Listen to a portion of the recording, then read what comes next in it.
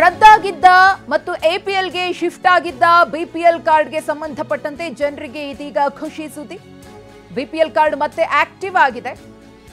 Card active ಆಗ್ತಿದ್ದಂತೆ ಖುಷಿಯಿಂದ ಜನ ಹೊರಬಂದಿದ್ದಾರೆ. ಬೆಂಗಳೂರಿನ ರಾಜಾಜಿನಗರದಲ್ಲಿ ಕಾರ್ಡ್ ಪರಿಶೀಲನೆ. ಎಪಿಎಲ್ಗೆ ಶಿಫ್ಟ್ ಆಗಿದ್ದ ಕಾರ್ಡ್ಗಳ ಮರುಪರಿಶೀಲನೆ ಕೂಡ ಆಗ್ತಿದೆ. ಕೆಲವೊಂದು ಬಿಪಿಎಲ್ ಕಾರ್ಡ್ ಅಮಾನತಿನಲ್ಲಿದ್ವು. ಆಗಿದ್ದಂತಹ ಸಮಸ್ಯೆಯನ್ನು ಸರಿಪಡಿಸಲಾಗಿದೆ. ಆದಾಯ ತೆರಿಗೆ ಹೊಂದಿದವರ ಕಾರ್ಡ್ ರದ್ದಾಗಿದ್ವು. ಸದ್ಯ ಬರದಿಂದ ಸಾಗಿದೆ ಕಾರ್ಡ್ ಪರಿಶೀಲನೆಯ ಕಾರ್ಯ. ಪರಿಶೀಲನೆ ಬಳಿಕ ಅಧಿಕಾರಿಗಳಿಂದ ಬಿಪಿಎಲ್ ಕಾರ್ಡ್ ಆಕ್ಟಿವ್ ಆಗಿದೆ. ಆ ಕೆಲಸ ಭರದಿಂದ ಸಾಗಿದೆ, ಗಮನಿಸ್ತಾ ಇದ್ದೀರಿ. ಈ ಕುರಿತು ನಮ್ಮ ಪ್ರತಿನಿಧಿ ವಿನಯ್ ಕಾಶಪ್ಪನವರು ಒಂದು ಪ್ರತ್ಯಕ್ಷ ವರದಿ ಕೊಟ್ಟಿದ್ದಾರೆ, ನೋಡೋಣ.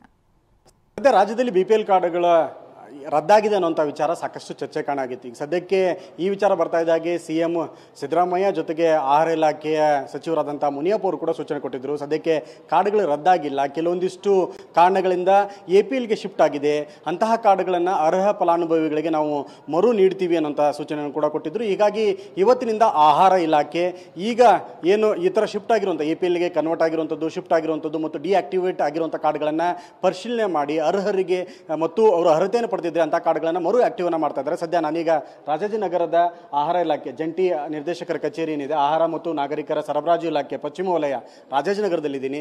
ಇಲ್ಲಿ ಇವತ್ತು ಆಹಾರ ಇಲಾಖೆ ಇದನ್ನು ಪರಿಶೀಲನೆ ಮಾಡ್ತಾ ಇದೆ. ಜೊತೆಗೆ ಯಾರು ಅರ್ಹತೆಯನ್ನು ಹೊಂದಿದ್ದಾರೆ ಅಂತಹ ಕಾರ್ಡ್ಗಳನ್ನು ಆಕ್ಟಿವ್ ಅನ್ನು ಮಾಡುವಂಥದ್ದು, ಜೊತೆಗೆ ಯಾವ ಕಾರಣಗಳಿಗಾಗಿದೆ ಕೊನೆಗೆ ಅವರು ಅರ್ಹತೆಯನ್ನು ಪಡೆದಿದ್ದರೆ ಅಂತಹ ಕಾರ್ಡ್ಗಳನ್ನು ಮರು ಆಕ್ಟಿವ್ ಅನ್ನು ಮಾಡುವಂಥದ್ದು, ಜೊತೆಗೆ ಅವರಿಗೆ ಸೂಕ್ತ ಫಲಾನುಭವಿಗಳೇನಿರ್ತಾರೆ ಅವರಿಗೆ ಅರ್ಹತೆಯನ್ನು ನೀಡುವಂಥದ್ದಕ್ಕೂ ಕೂಡ ಮುಂದಾಗ್ತಾ ಇದ್ದಾರೆ. ಹೀಗಾಗಿ ಈಗ ಯಾವ ಕಾರಣಗಳಿಗೆ ಅವರ ಕಾರ್ಡ್ಗಳು ಡಿಆಕ್ಟಿವೇಟ್ ಆಗಿದೆ, ಅವರು GST ಏನಾದರೂ ತುಂಬ್ತಾ ಇದ್ದಾರಾ, ಟ್ಯಾಕ್ಸ್ಗೆ ಅರ್ಹತೆಯನ್ನು ಪಡೆದುಕೊಂಡಿದ್ದಾರಾ, ಜೊತೆಗೆ ಒಂದೊಮ್ಮೆ ಅವರು ಅವ್ರ ಮನೆಯಲ್ಲಿ ಯಾರಾದರೂ ಸರ್ಕಾರಿ ನೌಕರರಿದ್ದು ಅವರು ಈ ಕಾರ್ಡಿಂದ ವಂಚಿತರಾಗಿದ್ದಾರಾ, ಅಥವಾ ಹೆಚ್ಚಿನ ಆದಾಯವನ್ನು 1.2 ಲಕ್ಷಕ್ಕಿಂತ ಹೆಚ್ಚಿನ ಆದಾಯವನ್ನು ಹೊಂದಿದ್ದಾರಾ, ಈ ಎಲ್ಲ ಕಾರಣಗಳನ್ನು ಪರಿಶೀಲನೆ ಮಾಡಿ ಯಾರು 1-to-1 ಸೂಕ್ತವಾಗಿದ್ದರೆ ಅಂತಹ ಕಾರ್ಡ್ಗಳೇನಾದರೂ ಅರ್ಹತೆಯನ್ನು ಹೊಂದಿದ್ದು ಎಪಿಎಲ್ಗೆ ಕನ್ವರ್ಟ್ ಆಗಿ ಅಥವಾ ಶಿಫ್ಟ್ ಆಗಿದ್ದರೆ ಅಂತಹ ಕಾರ್ಡ್ಗಳನ್ನು ಪರಿಶೀಲನೆಯನ್ನು ಮಾಡಿ ಸೂಕ್ತ ಅರ್ಹತೆಯನ್ನು ಪಡೆದುಕೊಂಡು ಅವರನ್ನು ಮತ್ತೆ BPL ಕಾರ್ಡ್ಗೆ ಆಕ್ಟಿವೇಟ್ ಮಾಡುವಂಥದ್ದಕ್ಕೂ ಕೂಡ ಮುಂದಾಗ್ತಾ ಇದೆ.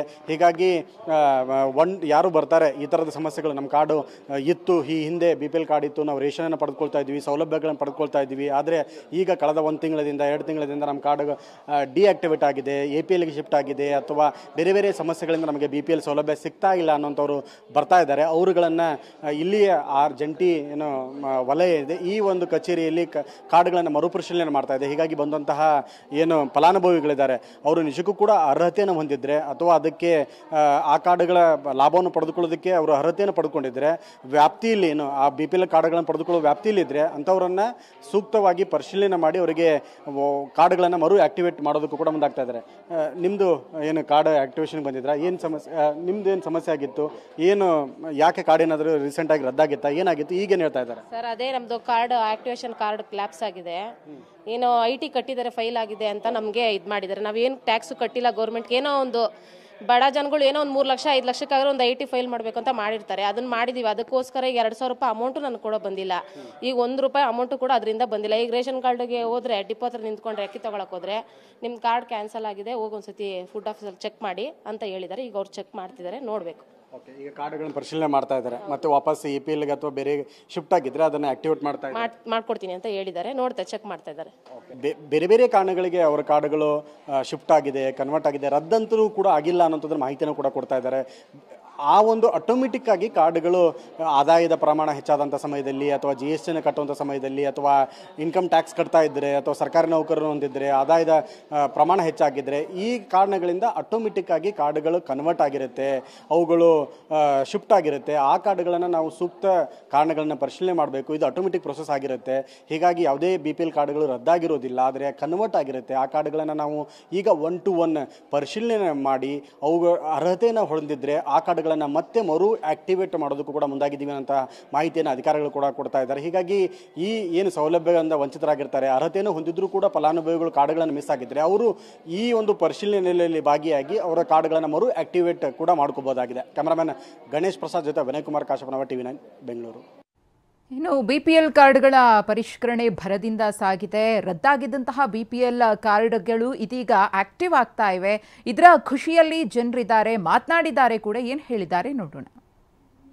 ಅಂದರೆ ಇವ್ರದ್ದು ರೇಷನ್ ಕಾರ್ಡು ಕ್ಯಾನ್ಸಲ್ ಆಗಿತ್ತು ಸರ್. ರೇಷನ್ ತಗೊಳಕ್ಕೆ ಹೋದಾಗ ಅವರು ರೇಷನ್ ಬರಲ್ಲ ಅಂತ ಹೇಳಿದರು.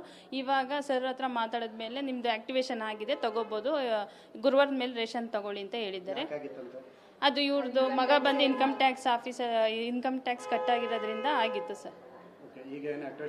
ಆಗಿದೆ ಸರ್. ಅಂದರೆ ಅವ್ರದ್ದು ಏನು ಸ್ಯಾಲ್ರಿ ಜಾಸ್ತಿ ಇರಲಿಲ್ಲ ಸರ್, ಅದರಿಂದ ಆ್ಯಕ್ಟಿವೇಶನ್ ಮಾಡಿರ್ಬೋದು. ಕೂಲಿ ಕೆಲಸ ಮಾಡೋದ್ರೆ ನಮ್ಮ ಮಗಂದ ಖುಷಿ ಆಯಿತು ಈಗ ಖುಷಿ ಆಗಿದೆ. ಆದರೆ ಬೇಗ ನಮಗೆ ಸ್ಪಂದಿಸಿದ್ರ ಸರ್, ಅದರಿಂದ